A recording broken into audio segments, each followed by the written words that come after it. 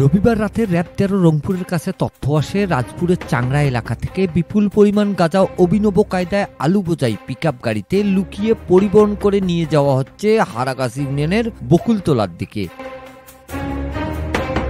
রাত ৯:৩০টার দিকে র্যাব ১৩ রংপুরের একটি আভিযানিক দল চাংড়ার জনৈক মজিবরের বাড়ির সামনে চাংড়া আলমবাজার টু হারাগাছ বকুলতলাগামী রাস্তায় চেকপোস্ট বসিয়ে আলু বোঝাই পিকআপ গাড়ি তল্লাশি করে ২৭ কেজি গাঁজা উদ্ধার করে।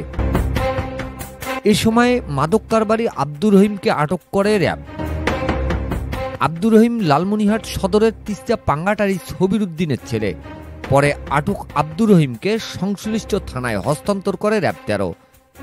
সোমবার র্যাব ১৩ রংপুরের সিনিয়র সহকারী পরিচালক মিডিয়া সাইফুল্লাহ নাইম এক প্রেস বিজ্ঞপ্তিতে এ তথ্য জানিয়েছেন। Mizanur Rahman, DRS news.